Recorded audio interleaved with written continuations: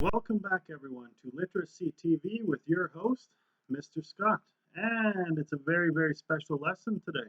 We are going to be learning all about Easter with our special guest, the Easter Bunny. In this lesson, we are going to explore all about Easter and why Canadians celebrate Easter. Let's dive right into the lesson. Easter. Easter is the greatest festival in the Christian Church. According to Christian beliefs, this religious holiday commemorates the rebirth of Jesus Christ.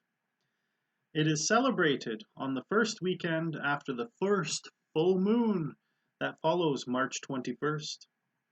It can occur as early as March 22 or as late as April 25. Although Easter Sunday is the most important celebration of the Christian Church, Good Friday is also a very important day in the Holy Week of Easter. Good Friday marks the day that Christ was crucified or nailed on a cross until he died. Because Christ was killed on a cross, the cross has become the symbol of Christianity. Easter Sunday commemorates the miracle of Christ's rebirth or resurrection, 3 days after his death. Christians all over the world celebrate Easter by attending church services, praying, and spending time with family and close friends. Although Easter is celebrated as a religious holiday, it also has a non-religious side. The arrival of spring had been celebrated all over the world long before Easter became a Christian holiday. In fact, Easter was originally a pagan festival. The word Easter comes from the name Eostre, the ancient, very, very old Anglo-Saxon goddess of dawn and fertility. In ancient times, spring festivals were held each year to honor Eostre and to celebrate new life and the rebirth of nature. In many parts of the world, flowers and plants are beginning to reappear after the long winter, and birds are returning to build their nests. Because the resurrection of Christ occurred in the early spring, the two celebrations have become closely tied together. There are many, many different symbols associated with the Easter season.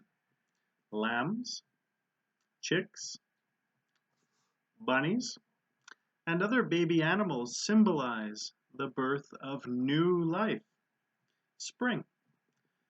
One of the best known symbols of Easter and springtime is the egg, which also represents new life. In modern times, chocolate Easter eggs and bunnies have become very popular.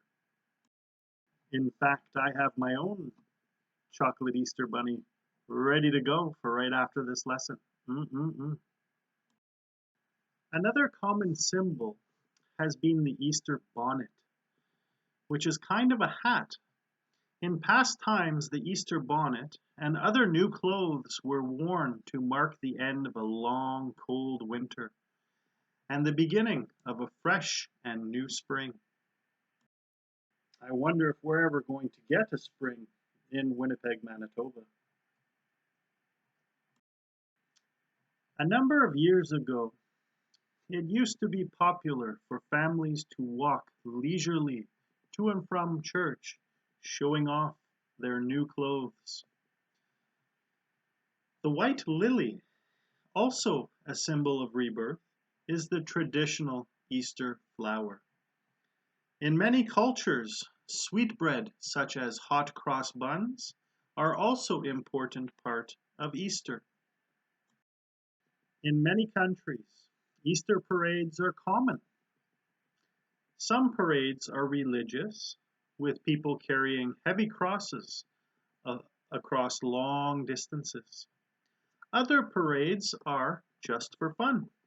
They celebrate the coming of spring with colorful floats, costumes, Easter bonnets, and of course, the Easter Bunny.